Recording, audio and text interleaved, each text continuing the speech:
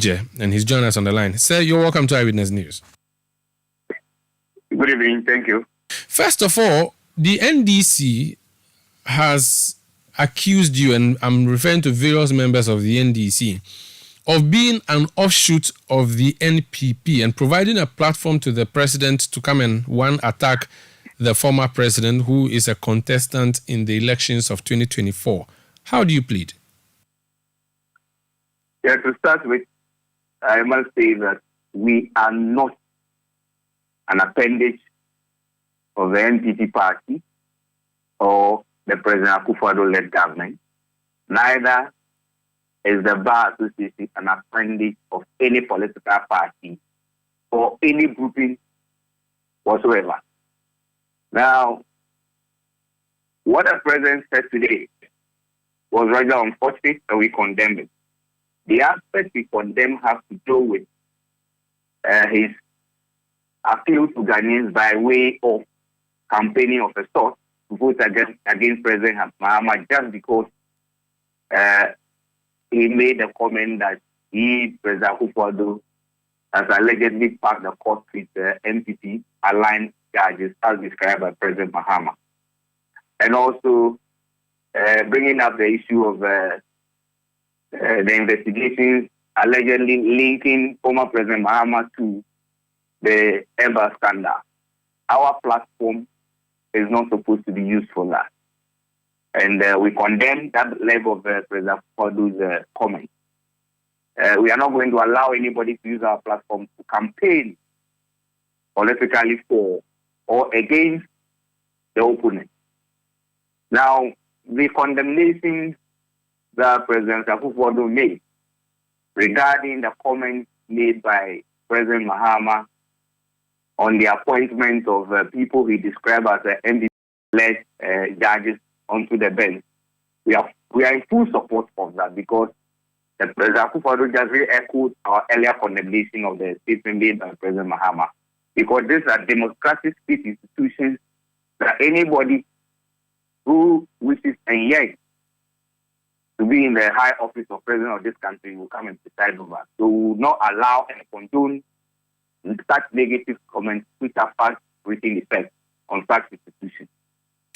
Now, when you condemn, usually what happens is you continue by apologizing to the person who was unfairly treated on your platform. Are you going to extend an apology to the former president over the comments of the president that you are condemning tonight? I'm not sure we'll do that. The reason is that when President Mahama made a comment alleging that President Akufo-Addo appointed MPP-aligned judges onto the bench, we condemned him, but we didn't apologize to President Akufo-Addo because President Mahama said those things about him. In like manner, we are not going to render any apology to former President Mahama, but we are condemning what the president said relative to turning the platform almost into a campaign forum. So you will not apologize to the former president for providing a platform to one person to campaign against him, but you condemn the comment, even though you won't apologize? Yeah, because we didn't offer a platform. We invited President Akufo-Addo in his capacity as a lawyer and the president of the country to come as a guest speaker. He would agree with me that nobody invites a guest to a program and will be given an opportunity to preview or what the guest is coming to say, let alone be a party to the speech preparation relative to the program. There are times that you have the privilege of previewing people's speeches. I don't know this particular arrangement, but if a guest came to your house and insulted someone, and that's if it was an insult, often the gentleman thing to do is after you rebuke the one who did the insulting, you apologize the one who has been insulted. If you were to equate what happened to be insults or maybe unfair comments, if you condemn the commenter, you should then apologize to the one who's been commented on. You do not think so?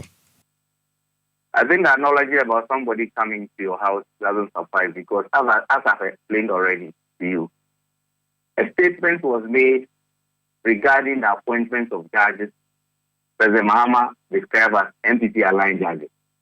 We condemned it. We never apologized to President Akufo-Addo. Now, President Akufo-Addo came to our conference and made statements, including saying that they should vote against President Mahama because he made comments against him regarding the appointment of judges onto the bench, and also linking him to the Airbus scandal. We have condemned it in like just as we did not apologize to President Akufo-Addo. We are not going to apologize to President Mahama, because what is good for the goose is good for the gander. So we condemn the first one. We are condemning the second one as well. Very well. Moving forward, the mistrust that the NDC has in you, what steps are you taking to clear those mistrust and misconceptions they have about you, that you are a group of NPP fanatics parading yourselves as a bar association? And they repeat that not just today, but consistently. That's the position of the NDC against the Ghana Bar Association. I don't know what they understand by bar association. Bar association doesn't mean national executives of the bar. Any lawyer who is on the roll of lawyers in Ghana is a member of the bar. Once you pay a membership dues, you're a member. So if you're a member and you think that the way affairs are being run, you're not happy with, you have a stake. You make suggestions. You don't sit on the fringes or sit on the fence and make comments like this, because to me, it's not going to help us. Let's come together and build a bar. There is nothing wrong with a group of Ghana Bar Association members identifying themselves with NDC or even forming an association. There's nothing wrong with it, because they are right.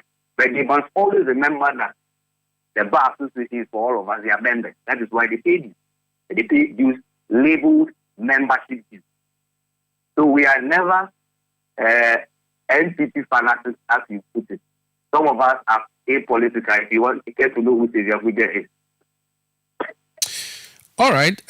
Moving forward, the two gentlemen making comments on the appointments to the bench.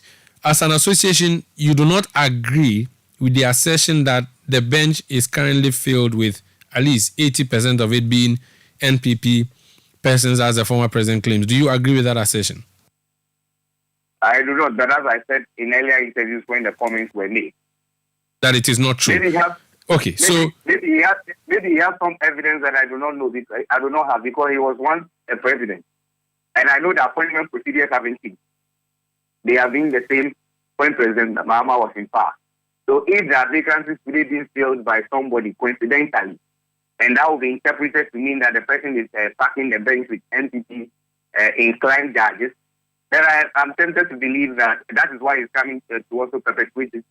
And I'm tempted to believe that maybe in the past that was what was happening. Because for me, what I know is that appointment procedures have not changed, and nobody was asking for your political affiliation, orientation, or philosophy before they appoint you to the bench. It's all about moral character, integrity, and professional competence. Those are the things I know.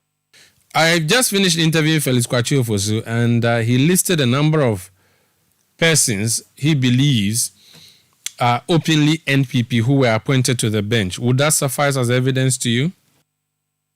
I don't think so, because there are people who are also on the bench who were even NDC parliamentary. I know of one judge who was an MP in one of the constituencies in the Western region of Seoul, who was an NDC MP, but he was not appointed by President Mahama then just because he was an MP. I believe what we want to do is appoint as far as the appointment criteria were concerned was his professional qualifications, because he was of a high moral character and because he had integrity. So I wouldn't say that to suffer. In any case, all of us vote in this country. Once we vote for a candidate on the ticket of a particular political party, you believe in them. That is why you do that. But that does not mean that just to interfere with your job as a judge, because professional competence, as is required, has an element of you having been seen by the public as somebody who is impartial. All right. What about the assertion by the NDC that they are being given a raw deal by the judiciary generally? They cite a number of cases which they say are being neglected because they believe it is a case that has been brought by them. They talk about the e-levy case, for instance. It's still sitting in the court after 2 years. They refer to a case they have brought against the limited registration exercise of the Electoral Commission. That exercise begins tomorrow. The court has set a date which is way beyond tomorrow to even begin hearing, even though they had filed that case a few days earlier. When they make statements like that, are they, shouting lion when there is none or wolf when there is none, or they have some case? It depends on who makes the statement. If those statements are coming from lay people who do not know how the adjudication process works, then I'll forgive them. But if it's coming from lawyers or people who have some knowledge of, appreciable knowledge of how the adjudication process works, then it is too bad for us as a nation because the courts have procedures to follow. The fact that you brought a case today does not mean that you'll be given a date that you like. You can suggest a date, but the ultimate decision lies with the registrar of the court, who has a timetable as to the workload or the caseload and will determine when it should be held. Thank you so much for speaking to us, sir. Thank you, sir. That's Xavier Kuje. He's the Public Relations Officer of the Ghana